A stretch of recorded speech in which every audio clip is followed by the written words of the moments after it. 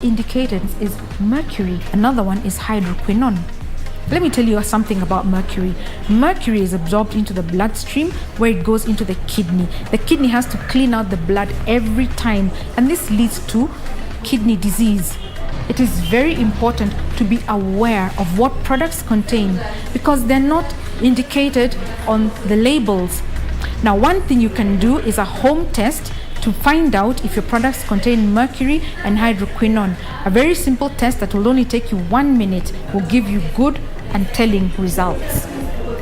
This is a simple test that you can carry out at home to detect whether your product has mercury or hydroquinone. It's a very simple test, and all you need is a drop of ordinary household bleach and of course the product that you use. You open the product and remove a little bit using a spatula, and then put it onto a plate or a saucer and pour bleach onto it and mix it. Within no time, it immediately begins to darken in color, and it will gradually darken and become even dark blue. As you can see, there's some traces of dark blue. It will gradually become black. This is caused by the rapid oxidation of harsh chemicals contained within the products. The mercury is separating, and it's what gives it its dark blue color, whereas the hydroquinone emits a pungent smell, and this is one way that you can detect that indeed there are harsh chemicals which should not be in your body.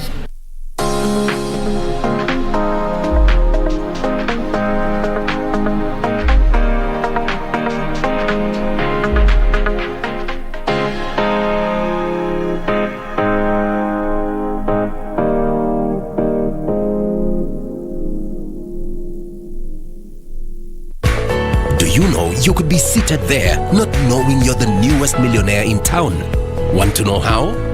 There are billions of unclaimed financial assets held by the Unclaimed Financial Assets Authority in the form of security deposits, shares, long-forgotten bank savings, pension money, among others that are waiting for the rightful owners to claim them, and you might be one of them. Stop searching in the wrong places. Visit ufaa.go.ke or dial *361# and find out if there's any unclaimed cash and other financial assets in your name. Labda umeomoka na ujui. Unclaimed Financial Assets Authority. Receive, safeguard, reunite.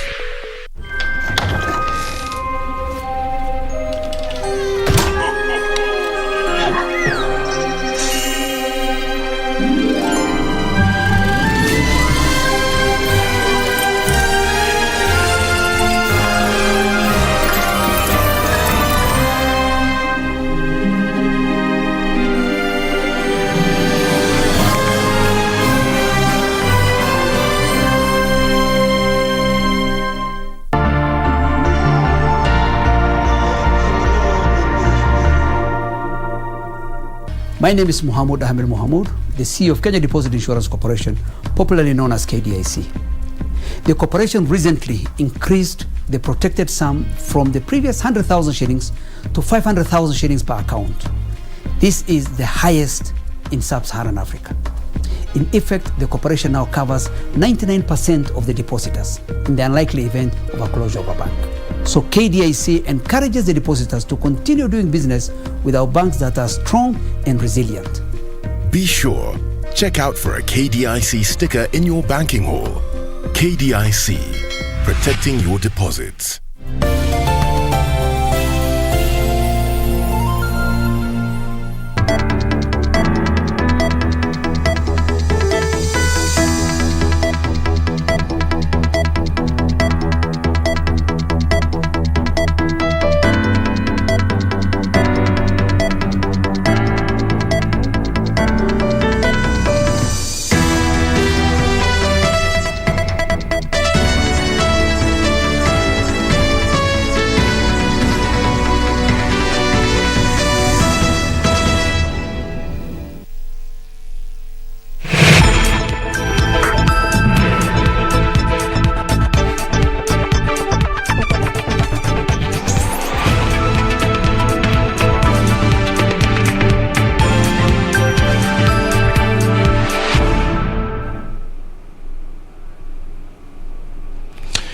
Good evening, I am Fayyaz. Qureishi with the Legends edition on KBC Channel 1.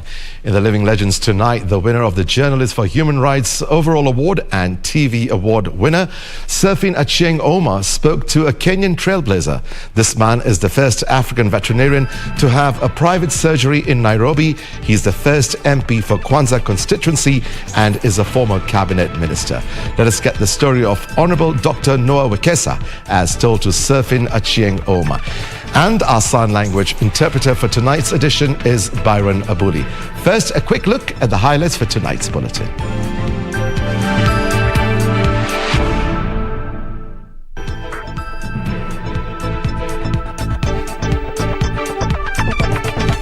The statue of Kenyan independence hero, the late Ronald Gideon Ngala, unveiled in Nairobi. A section of senior citizens in NANAK who fought for the liberation of the nation seek compensation for struggles. This is a responsibility that I'm holding here right now.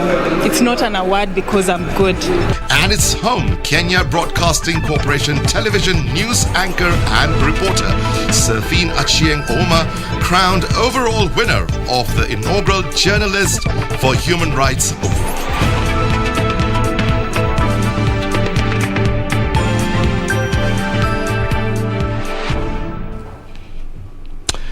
Welcome back. President Uhuru Kenyatta has today unveiled the statue of Kenyan independence hero, Pan-Africanist and former cabinet minister, the late Ronald Gideon Ngala, on Ronald Ngala Street in Nairobi.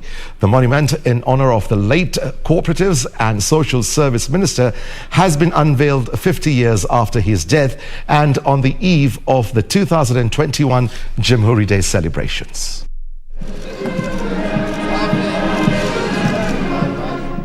Saturday morning along Ronald Ngala Street in Nairobi, President Uhuru Kenyatta, accompanied by top government officials, unveiled a statue of the late Kenyan independence hero, the late Ronald Gideon Ngala.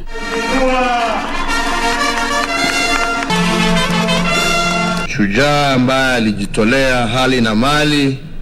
Tuko na statue ambaye natukumbusha watu kama Dedan Kimathi leo hapa, na kuna ingine kule Machakos ambaye na tukumbusha maisha ya Bwana Paul Ngei, na leo hapa tumkumbuka Ronald Gideon Ngala, na tutaendelea hivyo hivyo mpaka tuhakikishe ya kwamba mashujaa wetu wote wamepata ile heshima ambaye wanastahili kwa kazi ile ambayo wamefanya. The head of state acknowledged the prominent role played by the late Ngala in nation building, celebrating the Pan-Africanist former Jimboism, a precursor of modern day devolution. Shujaa ambaye alichampion ile devolution ambaye siku ya leo wa Kenya kutoka kila kona wanajivunia, tukiwa tumepeleka services na pesa mashinani. The unveiling ceremony was also attended by the family of the late politician, led by his son and former long-serving cabinet minister Noah Ngala. Mzee Ngala is remembered for his sterling service to Kenya as a nationalist and a strong believer in regionalism. As the country marks its 58th JAMHURI Day tomorrow, Sunday, December 12th, the erection of Ngala's monument becomes the fourth major statue of the political figures in Nairobi Central Business District. Alikuwa mtu amependa maendeleo, ni mtu alipenda kutetea Kenya kwa jumla, na ni shujaa. To me, it's a good achievement because by the time we see this monument, we will always remember and appreciate for those who fought for independence and the blood that was shed for the Kenyans who are enjoying it currently. Other notable monuments within Nairobi CBD are that of the founding father Mzee Jomo Kenyatta at the Kenyatta International Conference, trade unionist Tom Mboya on Tom Mboya Street, which is awaiting to be unveiled after refurbishment, and that of the freedom fighter Dedan Kimathi on Kimathi Street. For the Legends edition, I'm Zainab Said. As the country celebrates the 58th JAMHURI Day tomorrow, a section of senior citizens who fought for the liberation of the nation say they have been neglected by the government, which has turned a blind eye to their struggles. Through the NANAK Mau Mau Veteran Association, the Mau Mau fighters want the government to compensate them. Their plea coming as Interior Principal Secretary Karanja Kibicho announced that UHURU Gardens Memorial Park in Nairobi is ready to host this year's national celebrations. It is the second time the venue is hosting a national celebration after the first Independence Day festivities on December 12, 1963. 87-year-old Rahab Tome from Narok County is one of the few Mau Mau fighters left to tell the tales of Kenya's struggle in the hands of colonial masters. Mimi mnakuwa mtu ya kupelekea hiyo wa Mau Mau chakula, ngaenda kupeleka Musuni na ngerudi mimi na kuta wa Mungati na masikari tukapigwa sana, na saa hiyo si habana iko na nguo, hata watoto wetu si habana iko na hawa. Onesmus Mwaura, aged 98, reminisces the fight for independence was not a walk in the park. Kupiga mchana na sisi usiku tuko na bendera yetu, ndio na sisi tulikuwa tunapigana. Tunajifunga sasa silaha zetu, tunajifunga kila kitu ya serikali.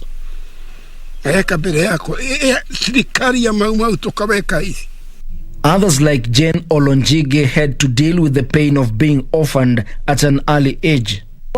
Tukafungiwa huko, tukakaa huko kitu kama ninakumbuka vizuri, tulikaa kama mwaka tukiwa tumezingirwa huko.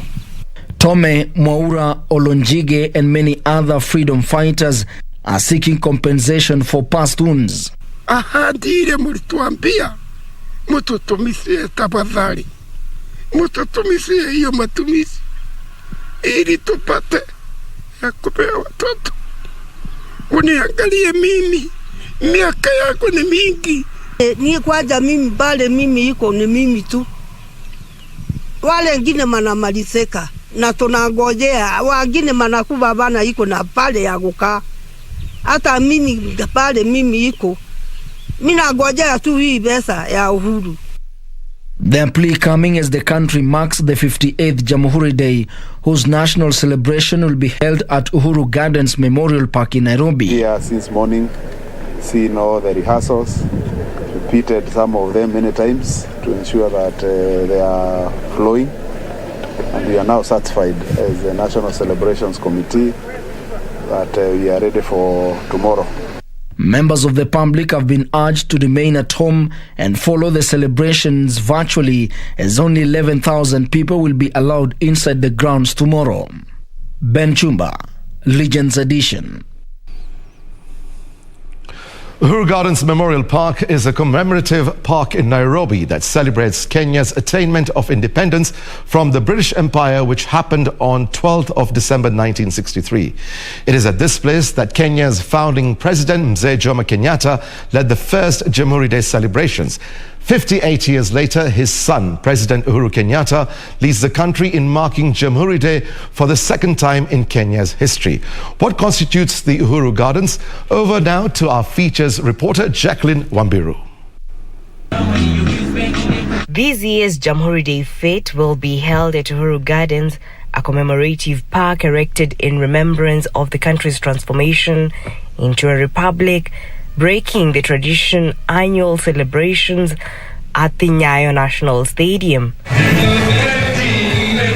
Up to 11,000 people will attend this year's celebrations at the newly built UHURU Gardens in compliance with coronavirus containment protocols.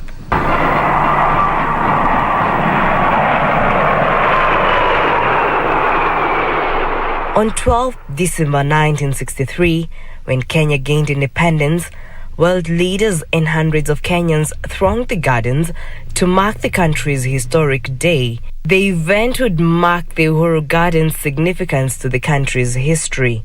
The park is located along Langata Road, and it contains 3 monuments, including a fig tree or mogumo tree, the 20th Anniversary Monument, and the 25th Anniversary Monument. On 12 December 1963, as Kenya celebrated its independence, the first Kenyan flag was hoisted in the garden.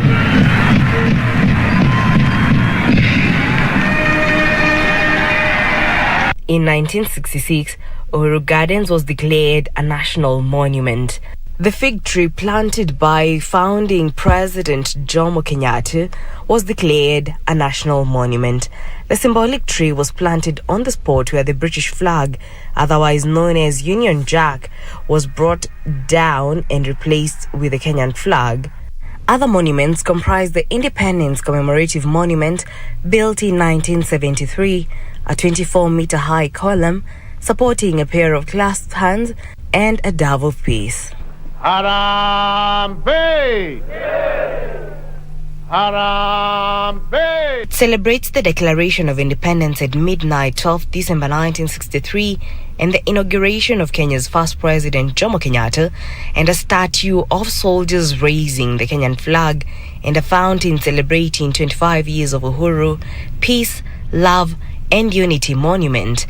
Over the years, the park has been a popular venue for parties, corporate events, concerts, weddings, and filmmaking.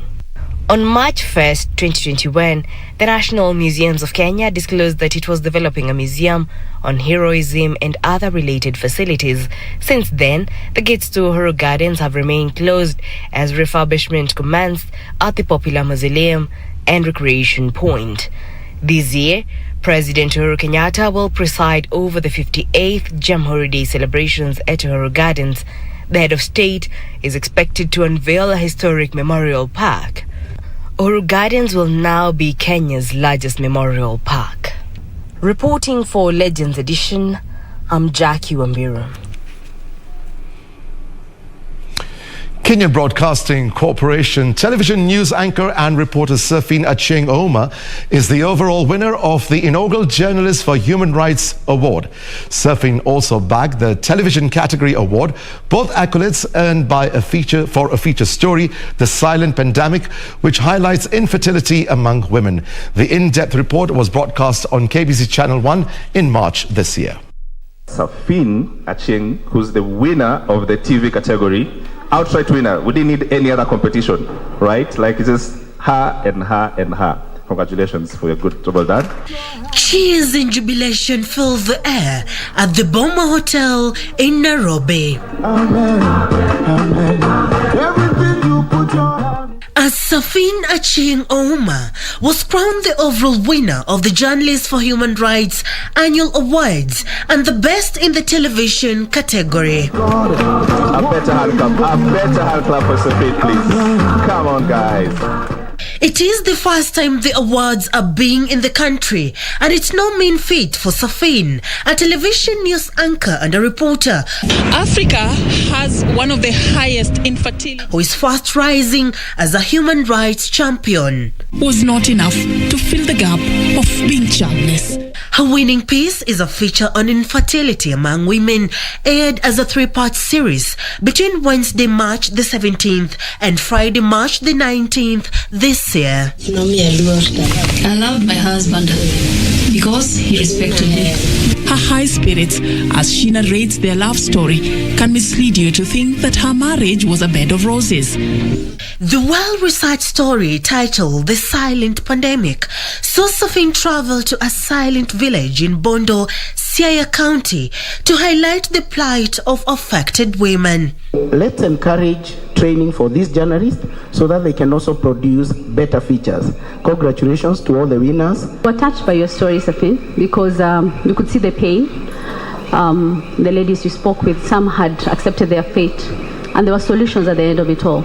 She hopes to inspire change in perceptions and promotion of human rights through her stories. This is a responsibility that I'm holding here right now. It's not an award because I'm good.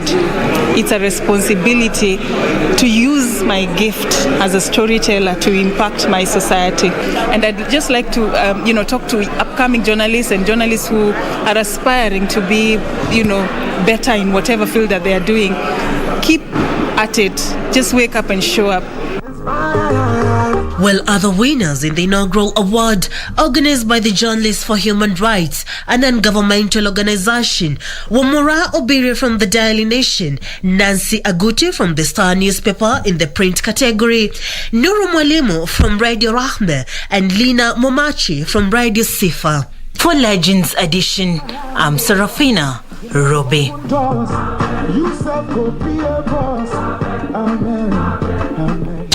Congratulations and well done, Safine. It's an extreme honor for you and KBC. A big round of applause for you. And now we'll take a short break. In the meantime, stay tuned for our Living Legends segment. Award-winning journalist Safine Achieng Oma interviews Kenyan trailblazer, a man with a prolific career, Honorable Dr. Noah Wekesa. Stay with us.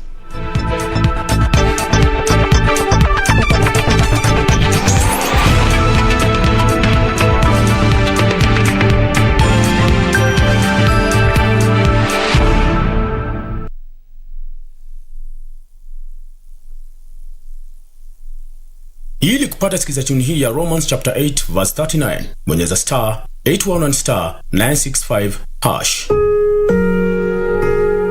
No power in the sky above or in the earth below, indeed, nothing in all creation will ever be able to separate us from the love of God that is revealed in Jesus Christ our Lord. Romans chapter 8 verse 39. Ili kupata sikiza tune hii ya Romans chapter 8 verse 39, bonyeza star 811 star 965 hash.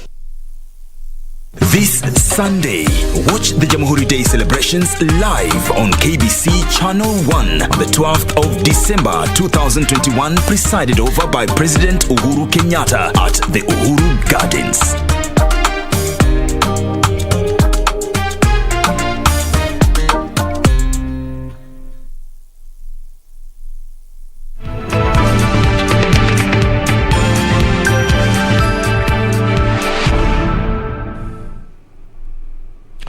Welcome back. A section of leaders allied to Deputy President William Ruto have cautioned Orange Democratic Movement leader Raila Odinga to be wary of those pushing for his presidency.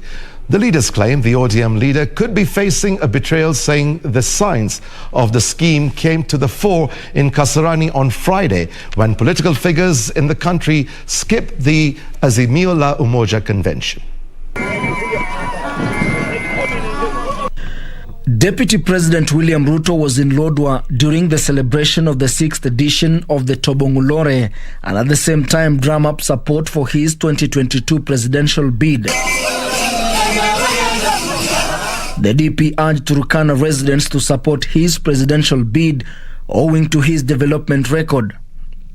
Mimi nawauliza watu wa hapa Turkana County, hawa wangwana wote ambao wanashindana na mimi nataka mtuweke katika mizani na mjue ni nani ako na track record, ni nani ako na mpango, ni nani ako na chama ya kuunganisha Wakenya wote, ndio mpige kura yenu, musipige kura yenu kwa karata ya pata potea. Leaders allied to the Deputy President William Ruto taking the opportunity to warn ODM leader Raila Odinga of a possible betrayal from those pushing for his presidency. You better go back to the drawing board. You thought you will build a coalition to isolate William Ruto, but the coalition that has been built so far has isolated you. The leaders calling on Kenyans, particularly the pastoral communities, to rally behind the United Democratic Alliance UDA. Wewe umekataa ile siasa mbaya ya kugawanya watu kwa misingi ya ukabila, kwa misingi ya lugha wanayoongea, ukajua utawaleta pamoja kupitia utamaduni. Tutakuunga mkono kwa sababu tunajua hapo kuna faida. Hapo kuna faida. Kule kwingine tulipokuwako imekuwa ni uongo mtupu. Mwaka nenda mwaka rudi.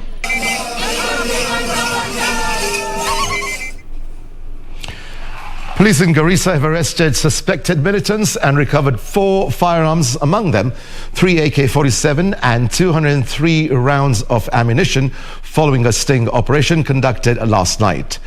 Qureishi County Commissioner Boaz Cheretich, while confirming the incident, cleared the air that the operation was not targeting any clan, group of people or any family and will be conducted without any discrimination.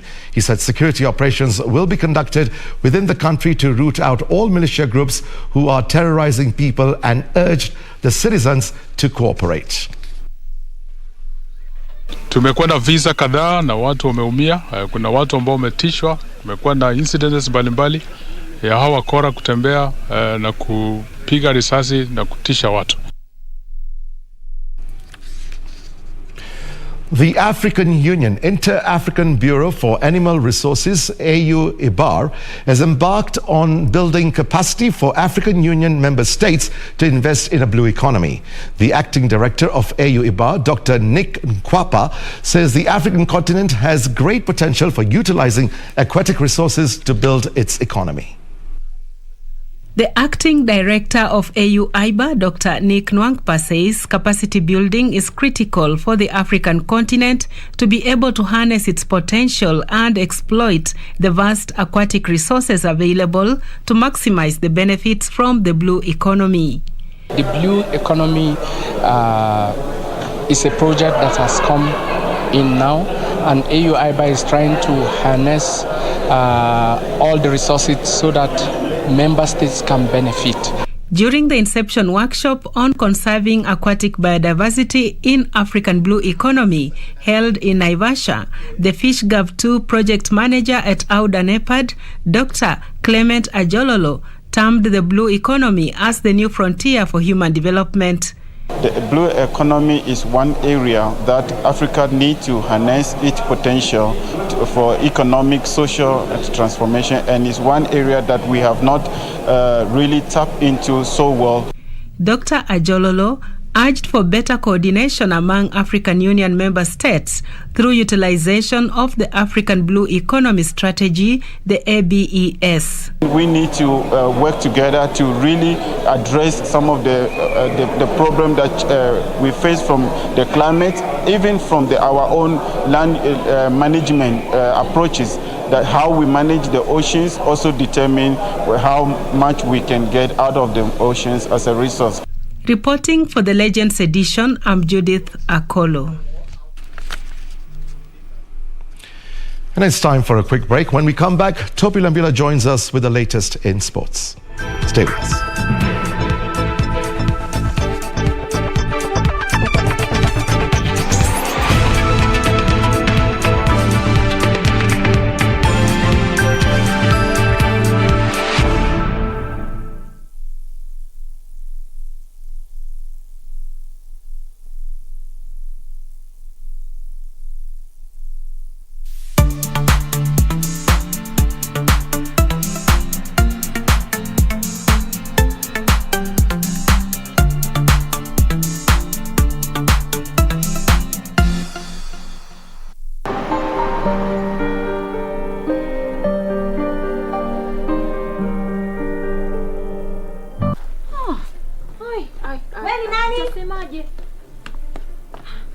Go on.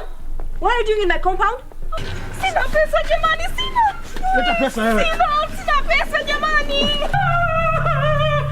Dema, jo. Kuna nini? I want a break. Are you going to have a baby? Yes.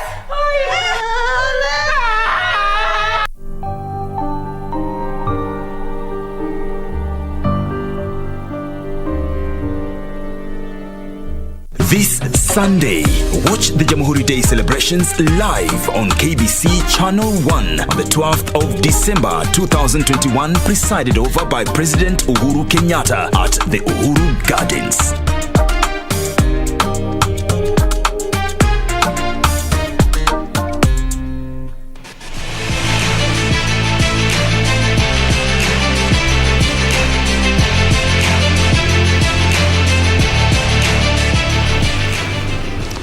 Good evening, and once again it's a big welcome to the sports segment of the Legends edition this Saturday evening. I'm Topi Lambila with the highlights tonight. We've got the Guru NANAK rally, and among it was a feature on Florence Kiplagat.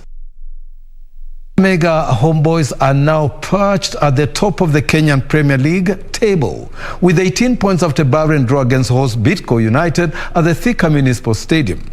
Nairobi City Stars are placed second with 17 points after trouncing Mathare United 2-0. Peter Opio scored a brace for City Stars. In other matches played Saturday, Wazito FC played to a 1-1 draw against Kenya Police, while Zoya Sugar humbled Kariobangi Sharks 3-1.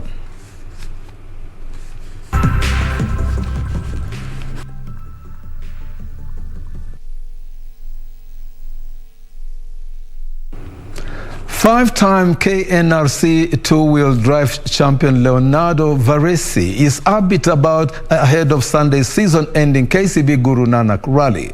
The rally will cover a cumulative distance of 154 kilometers. Karanja with the details. The Nairobi-based driver was unstoppable in his two-wheel drive class on the technical Nanyuki Gravel in October, where he had returned from a long 2-year sabbatical. He led his class throughout to register his first win in 2 years. Varese says his mission is to survive the long energy sapping stages in Ilbisil. We've had to go into the last round fighting for the championship, and in 3 occasions was the title decider, and it always fared well for us, so we have good memories of that rally. Varese has 2 targets in Ilbisil: to finish the Sikh Union Club organized round and test his Toyota Auris two-wheel drive well in time for full season next year. The multiple Kenya two-wheel champion will team up with Kigo Kareithi. This rally especially has a very long stage, which we've not done for a long time. It's a 60-kilometer stage, so it's a bit of you need to keep your energy up, your concentration up. So basically that's the decider of the rally. The event will feature a 2-stage loop which will be repeated twice to make up a cumulative competitive run of 154 kilometers. Kenya drafts champion Crispin Odhiambo emerged victorious on day 1 of the drafts competition held on Saturday at the Mbotela Social Hall in Nairobi. The 2-day event will end on Sunday with the winner walking away with the 15,000 Kenya shillings. Take a listen. The final tournament of the year, with more than 10 teams from all over the country taking part. Kenyan champion Crispin Odhiambo was unstoppable on day 1, emerging the winner ahead of the final round. Speaking at the event, the captain of the national DRAUGHTS team, Charles Musyoka, hailed the participants for taking part in this year's competition. Wakati huu wa corona tumecheza online tournament kama 30 online tournaments in 2 years hivi. Na sasa after vile corona imepungua tumesema sasa tuanze kucheza face to face, because online pia ina changamoto zake, iko na cheating, using programs. Musyoka also called on the Ministry of Sports to support the players, stating that it is one of the ways to promote the sport. Before corona tulikuwa tumejaza forms na tukasubmit kwa Register of Sports tukue registered Kenya kama Kenya Draft Association, lakini vile corona ilikuja ikakuwa restriction, ofisi zikafungwa, but we are preparing ourselves. The first thing January ni kuenda kufuatilia hiyo mambo ya registration as we follow up na kupeleka mchezaji wetu mwenye amekuwa invited huko US. The competition will end on Sunday with the winner walking away with 15,000 Kenyan shillings. Daniel Mwendwa for Legends Edition Sports. Thank you, Dan Mwendwa. I believe many of us have been now educated on what Kabaddi actually is. Now, the annual Kabaddi National Open Championship is slated for Wednesday next week at the GSU Ruaraka grounds, and the event will be used to select a national team for the East Africa Championship set to be held in April next year in Zanzibar. Details. It's all systems go ahead of the annual Kabaddi Open tournament slated for next week at GSU Ruaraka grounds. So far, 3 teams have confirmed participation: National Police Service, Paradiso and TAC.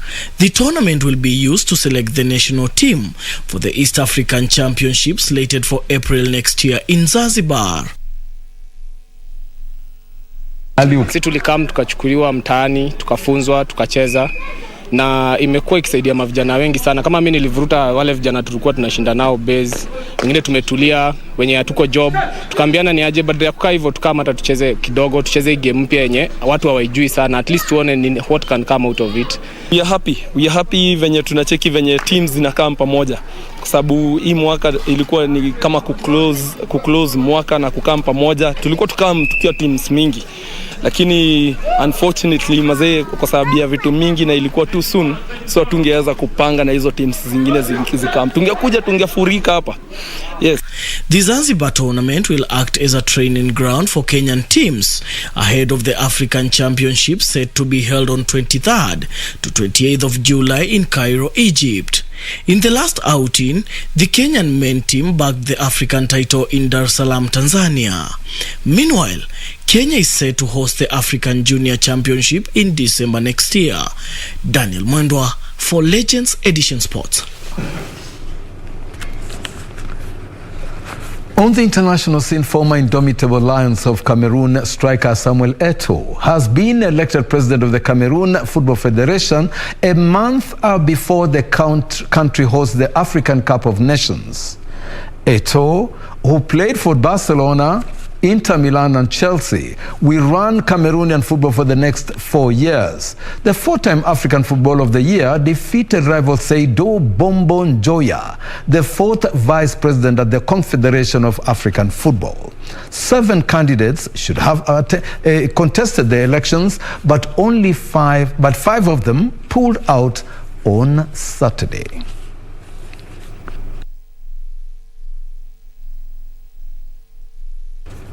Still on the international scene, Raheem Sterling converted a controversial penalty to reach 100 Premier League goals and give Manchester City victory in one-sided contest with the 10-man Wolves. Sterling kept his cool to roll his 66th minute sport kick after lengthy VAR check ruled João Moutinho had illegally blocked Bernardo Silva's cross. The special feature, Florence Kiplagat, a Kenyan sensational and top long-distance athlete based in Iten, Elgeyo Marakwet County, made history when she set the women half marathon record of 1 hour, 5 minutes and 9 seconds until it was broken by Perez Chepchirchir on 10th February 2017 at the Iraq Half Marathon. Kiplagat also won the 2009 IAAF World Cross Country Championships and the 2010 IAAF World Half Marathon Championships. Frederick Mwoki spent time with Kiplagat and shares the following story. Florence Jebet Kiplagat, born in 1987, is a two-time world champion, having won the 2009 IAAF World Cross Country Championships and the 2010 World Half Marathon Championships. She was the world record holder for the women's half marathon with a time of 1 hour, 5 minutes and 9 seconds until it was broken by Perez Jepchirchir on 10th Feb 2017 at the RAF Half Marathon.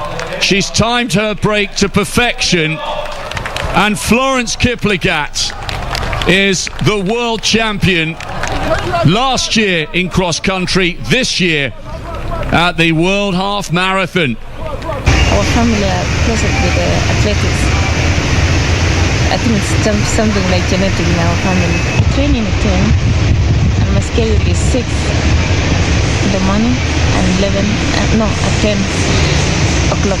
She has also represented Kenya on the track, having won the silver medal over 5,000 meters at the 2006 World Junior Championships in athletics. And what keeps you going? What motivates you? Passion and your family. You know, having a target in life is the best. So you have to keep on going. Kiplagat is currently part of the